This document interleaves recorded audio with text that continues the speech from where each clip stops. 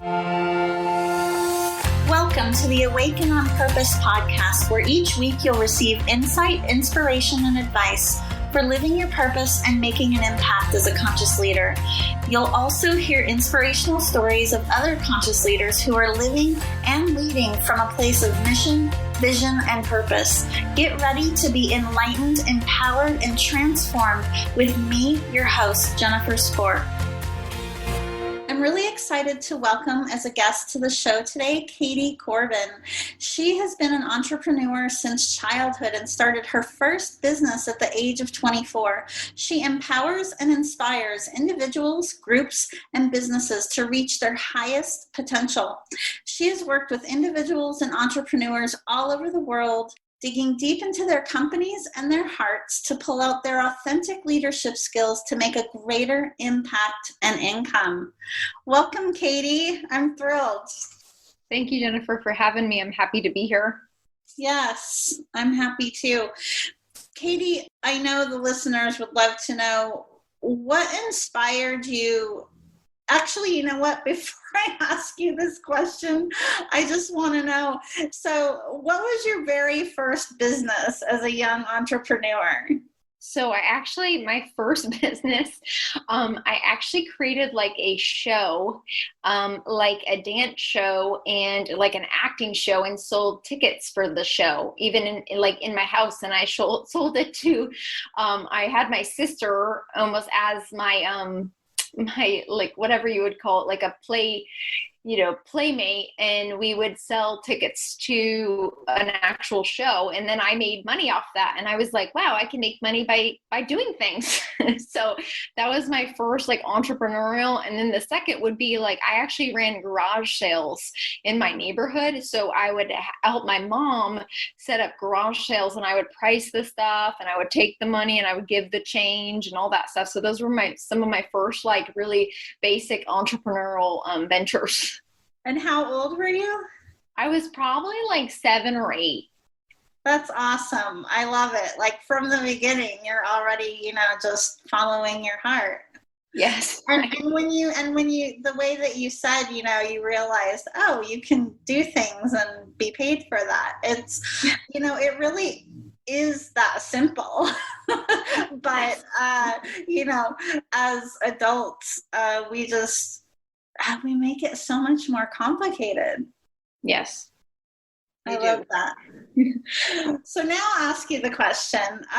What inspired you to, get into the work that you're doing today?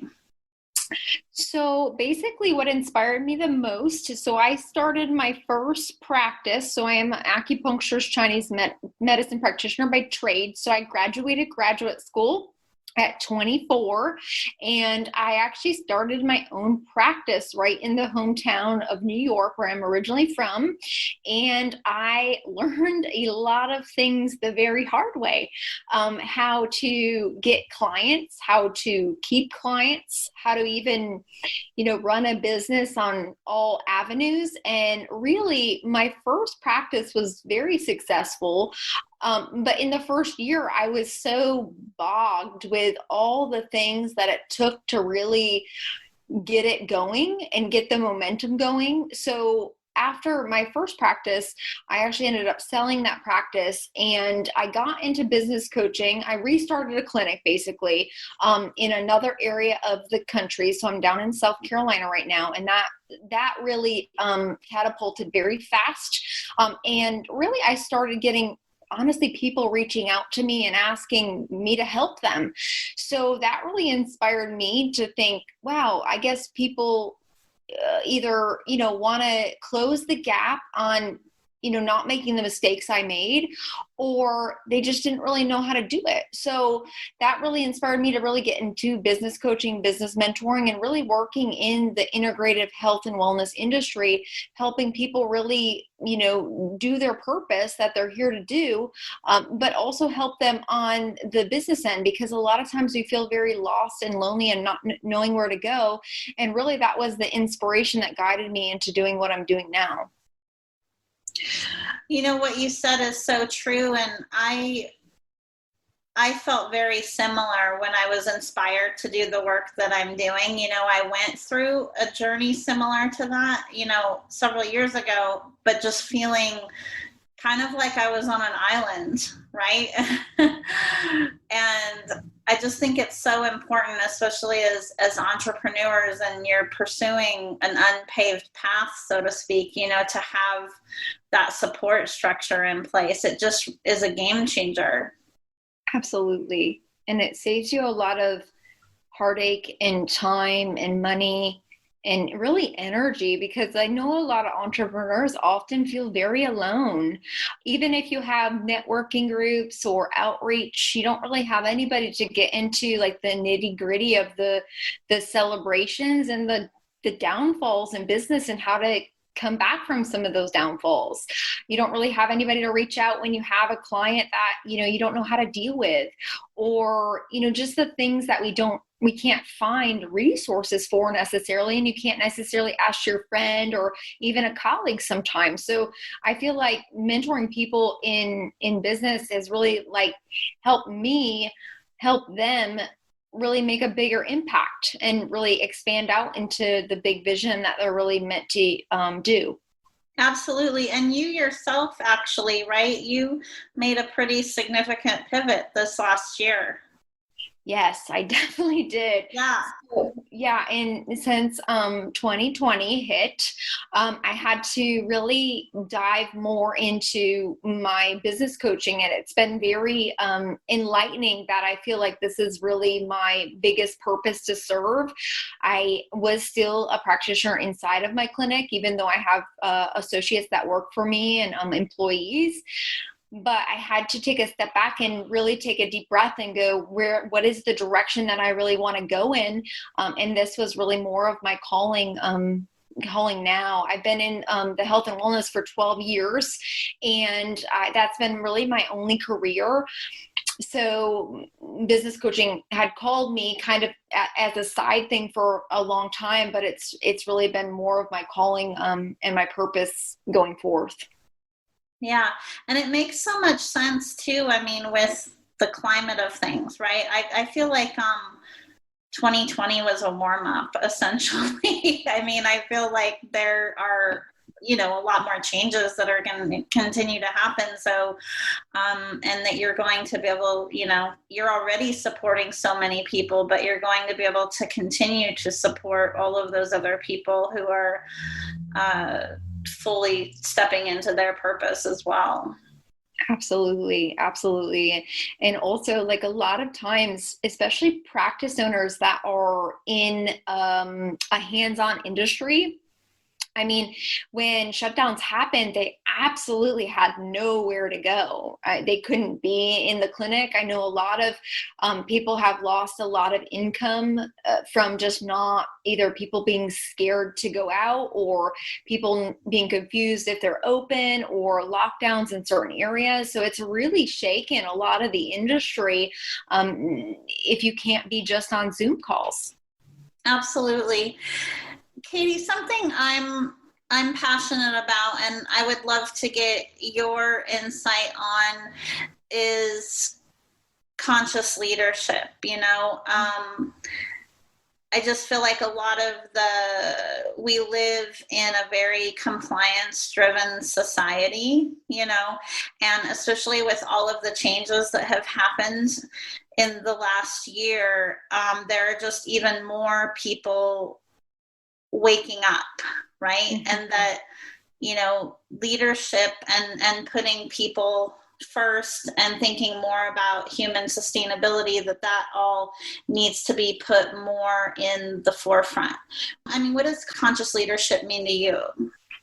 So conscious leadership to me means, it means having compassion for humanity and leading through that compassion, leading through service of really the greater whole, right? Not necessarily the greater good, because I don't really like that term, because it takes almost like selfishness or selflessness, because there's a lot of people talking about you're not leading unless you're leading from this, unselfish place. But really leadership, you have to cultivate your own leadership within yourself and know what you stand for and know what you do not stand for. And you have to lead your ship from that space. And a lot of times people compromise themselves based on what they think other people will say, what they think other people want them to say, or what they almost like are conditioned to believe is right.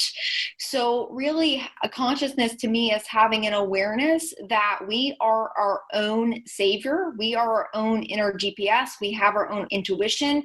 And if something feels off, if something feels like you need to speak up, you come from that split space in more of an embodied leader place versus just, oh, I should say this, or let me please other people.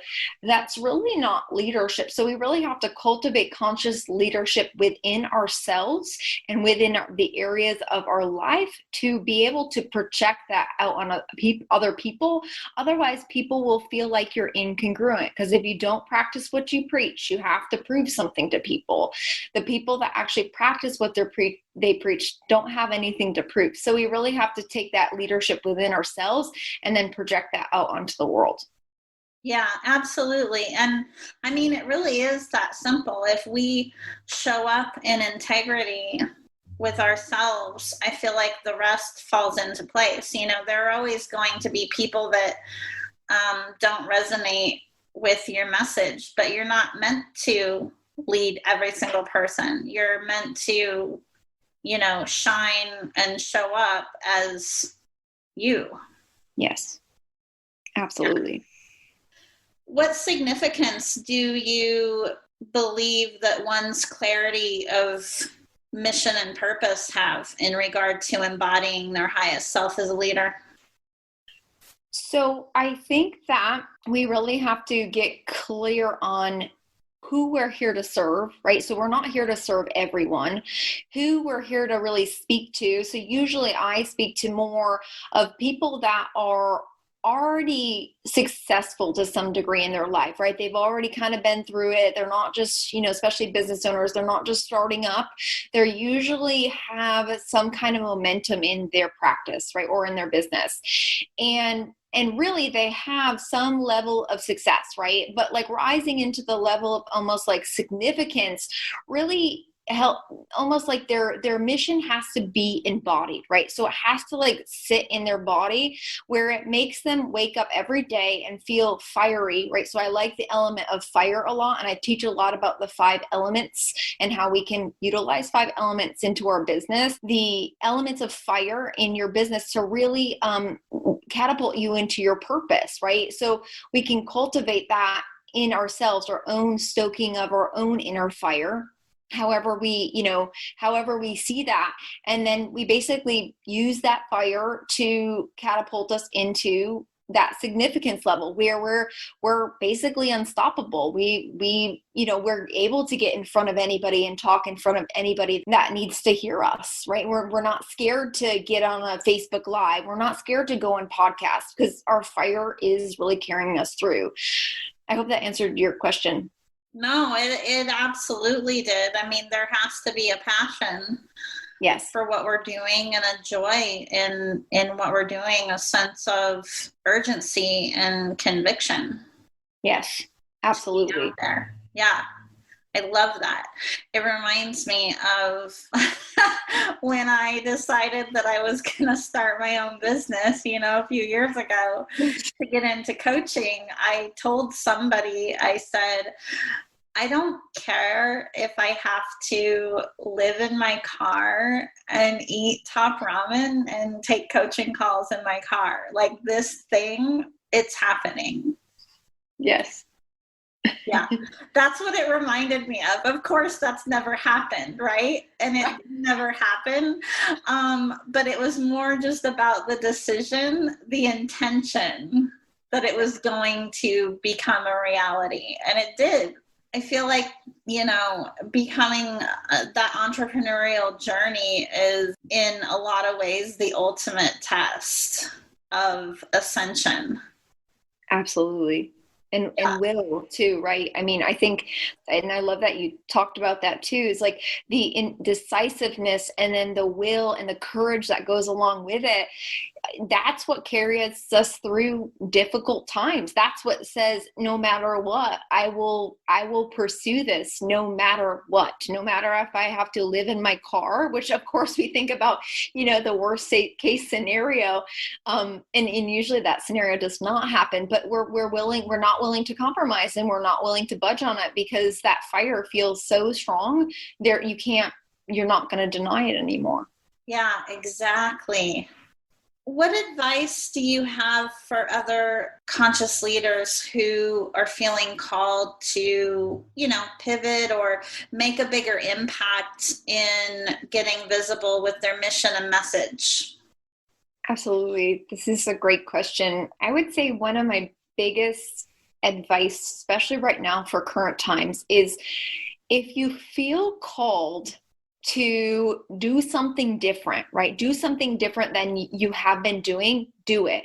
Because I see a lot of leaders, and especially conscious leaders, that have a lot of foresight, right? So we have a lot of seeing into the future. And not everybody has this foresight, but I find a lot of conscious leaders have this vision that they're seeing, and it's not playing out yet, but you're like one step ahead of the rest. So my biggest advice would be to absolutely follow that. Even if it makes you feel a little bit crazy, even if it makes you feel a little bit scared, even if it makes you do something you've not really done and sit in a lot of discomfort, do it, because you are going to benefit 6 months, a year from now, and you're going to look back and say, wow, thank God I listened to that vision, and thank God I saw it, and followed through with it. Because I really think that with the future, some of the things that are coming down the pipeline, we really have to be one step ahead of the curve and not one step behind it. Absolutely. I mean, with the changes that we're experiencing, I feel like, we're all here for a purpose and a reason. And especially right now with the bigger shifts that are happening, if you're feeling called to do something and you don't see that anyone else is doing it out there, trust that. Yes, absolutely. And I think sometimes we need almost like a validity around it. Like, are you sure? It kind of seems crazy. I don't know if this seems kind of uncomfortable, but really we have to follow that with all of our heart. I just see a vision of like a big wave, and a surfer that if you don't catch that wave, you're not on the wave, you're behind it and the wave is gone. Yeah. So I think intuitive hits have a shelf life. I think that they are often here to show us, and we just have to say okay to the guidance and really follow it. And the more that we follow it, the stronger it gets. That's the same for intuition. That's the same for awareness. The more that we trust it, the stronger it gets, the louder we hear it, the more we can't deny it. And I know with conscious leaders, we have these things that it's almost like a skill set that we develop. And we have to really always trust that to follow through, even in the really weird, confusing, and scary times. Yeah, and the programming around, because from childhood, right? I mean, I can't speak to every country in the world, but you and I both live in the U.S. And from childhood, you're put into a school system that teaches you to conform. And so those initial experiences carry through into adulthood. And unless you develop a higher level of awareness, right, a lot of people stay within that. And that's what causes us to question our intuitive guidance. But our intuitive guidance is actually what brings us the expansion that we really want, even though we're scared to do it. Yes, agreed. And sometimes intuitive guidance does feel uncomfortable. It's not always exactly what you wanted to hear, but usually the truth is not usually what people want to hear. It's really what they need to hear. And when it's so clear cut and loud, there's no denying it. And I feel like a lot of times when we deny it, it actually breeds more deception in our minds, that we don't trust ourselves, and we are indoctrinated into this systematology that's been taught to believe that they know what's best for you, do what they say, here's how you get ahead, do this, do that. And that's the complete false matrix. That's the actually almost as if a complete alternate reality. We're not taught to believe, to think for ourselves. We're not taught to even learn for ourselves. We're really piped down, and we basically eat deception for breakfast every day. We eat lies for breakfast, even with the media right now. So that indoctrination is very strong. So we have to tune that out and tune in our inner knowing and get really clear upon that, and know that that is really what's going to guide us into 2021, 2022 and beyond. Absolutely. God created us with free will after all, right? Yes, absolutely. and more than just the ability to, choose our breakfast. Yes. Yes. We can actually speak our truth, and, that's how change happens. Yes. And the more people that speak the truth, the more people will latch on to that and question things, because truth really penetrates through the thinking mind. It penetrates through the programming. I've even known people, because I've worked with people one-on-one for a really long time, where I'll speak a truth that they need to hear. Usually it's not anything that I can think of. It's kind of just comes through, and I'm like, speak it out. And it's almost as if their mind stops and their eyes kind of boggle. I don't know if you've ever seen this, but where they almost their mind just stops, and their nervous system changes, and they go, oh, sigh, or area of relief. And we can get that through, anything. We don't have to be in person, but that's often the shocked look that people feel when people speak truth. Yeah. Well, you can definitely, even if you're not in front of the person, you can definitely sense it. Absolutely. Absolutely. Katie, I, could talk to you for days about all of this stuff. I just love our conversation. How can someone find you if they want to learn more about what you're up to and get in touch with you? Absolutely. So I'm very active on Facebook. So you can follow me or friend me on Facebook, Katie Edwards Corbin. And then I also have a big public page that's also Katie Edwards Corbin.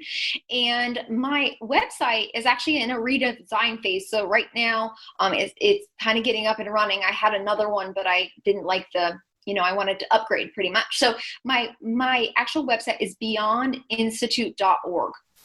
Okay. And then we can include these links in the show notes as well. Okay, awesome. Katie, thanks so much for joining us today. Thank you for having me. I appreciate it. Thank you for listening to the Awaken on Purpose podcast. Please visit me and subscribe to the podcast on iTunes or at awakenonpurpose.com so you never miss an episode. To learn more about how you can live your purpose and make an impact as a conscious leader, visit me at jenniferspore.com. And while you're there, be sure to join my email list for exclusive offers and a weekly dose of inspiration.